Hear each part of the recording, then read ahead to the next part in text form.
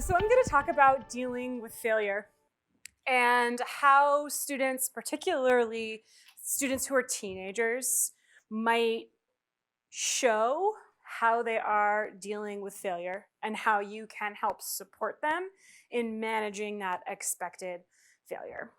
I'm from Florida originally, so woo! I've got tornadoes, I've got hurricanes, but a few weeks ago now, at this point, I guess, I experienced my first earthquake.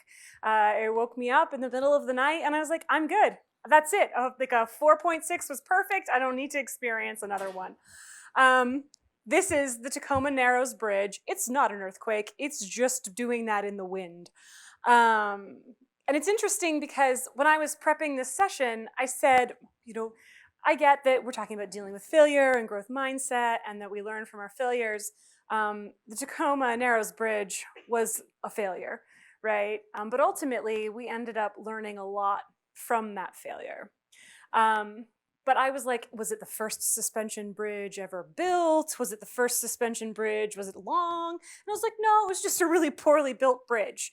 And so I was talking with Kit actually about what might be a better example for this. And he said the race to the moon, right? All of those failed Apollo missions that didn't make it to that moon, right? Right, just to simply get to the moon. And each time we learned something more. All the Gemini missions before that, right? That is a really great example of how we use failure as a way to learn and to modify what we are going to do next. Okay, so what I'm going to have you do is you should all have Post-it notes somewhere within reach, yes? Okay. You are going to take a Post-it note, and on that Post-it note, you are going to complete this sentence frame, okay? CS is like blank because. You are going to write it down because at some point you're going to change it with somebody. So make sure you're actually writing this one down. All right? Take 30 seconds to think about that and write it down. CS is like blank because. When you have your Post-it note written and ready to go, can you just, you don't have to put it in the air so your arm gets tired, but can you just hold it up for me so that I can see that you're finished? Oh, everybody is, sorry? You're answering it? Yeah, thank you.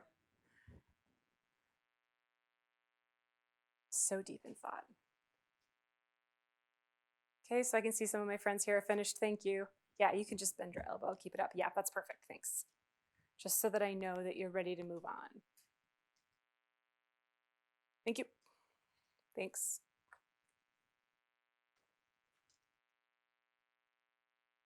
Thank you.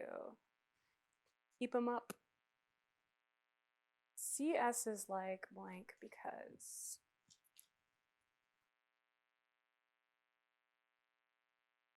Okay, finish that thought. Okay. That's what I should have asked you to do, is just to stick it to your forehead. So that I knew you were finished, and then your arms wouldn't have gotten tired. Thank you for that. Okay.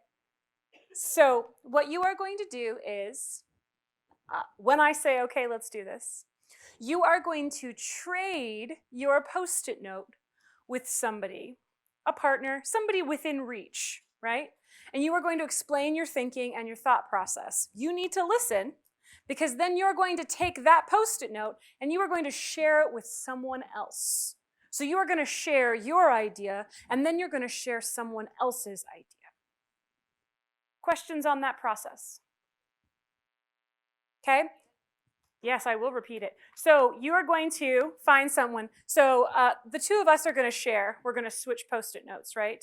And then I'm going to say, okay, and I'm going to share her idea with him. But I'm the one doing the sharing.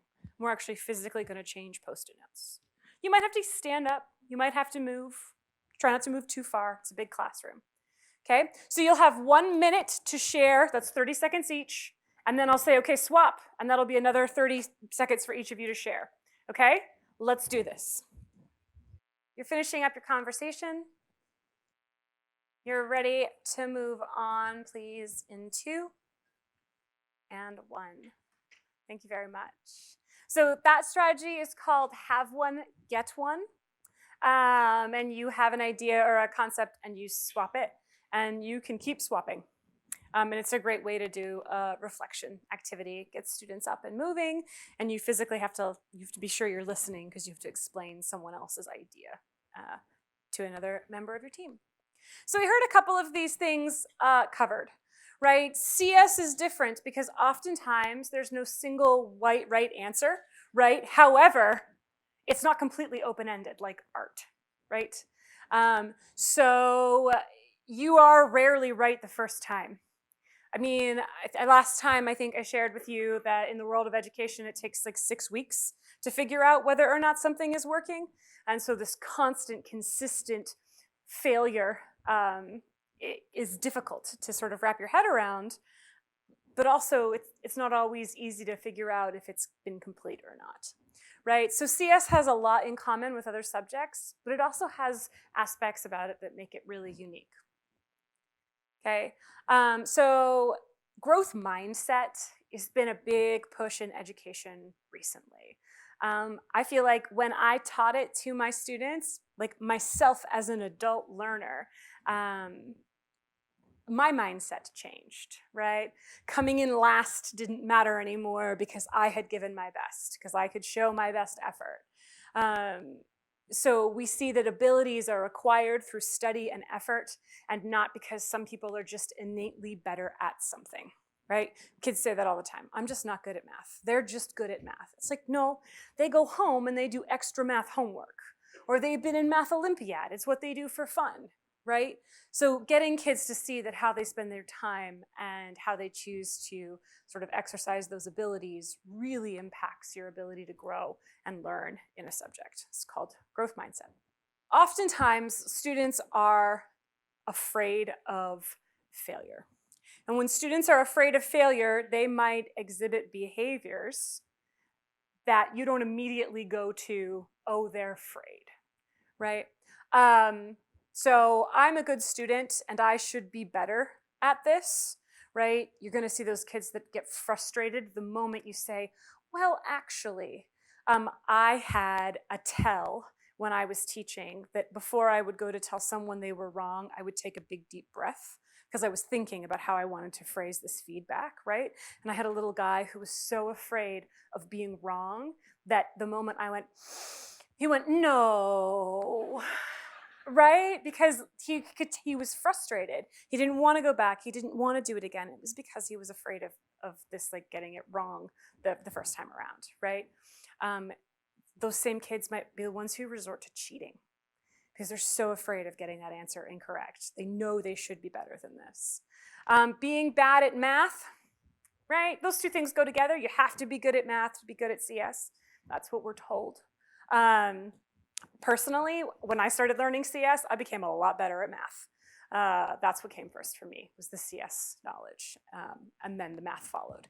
And so they're going to shut down. They might not seek help, or they might be the chronic overseekers because they don't see themselves as being able to do it. And then that kid who doesn't even know where to start, doesn't have a place, is overwhelmed by the activity, right? So oftentimes these negative behaviors that we see in students, it's because of this sort of fear of failure and this desire to get it right the first time, right? So just coming back to that feedback, always having that piece of saying, you didn't do it right this time because it's hard, right? Because you're learning, and if you keep practicing, you're going to get better at it. Okay, so we've got some student stories for you. What is going to happen is you are going to have a scenario that's written down that describes a student, a stereotypical student. And what I would like you to do is, as a row, you are going to create a visual of this student and how you might help that student.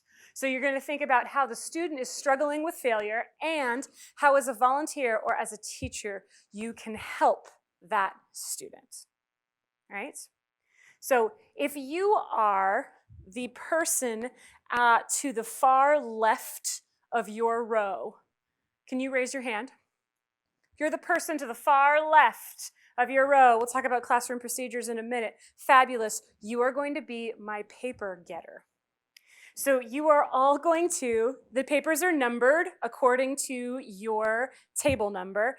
Those of you in the back there without a table number, I'm going to have you join table 14, please. Yes. Oh, no, join. You're good. 17. In the back, you're going to join 17. Okay? So they should also have 2 permanent markers on your table somewhere. I placed them out over lunch. All right? So you have 15 minutes to make your visual and put it up in the room somewhere.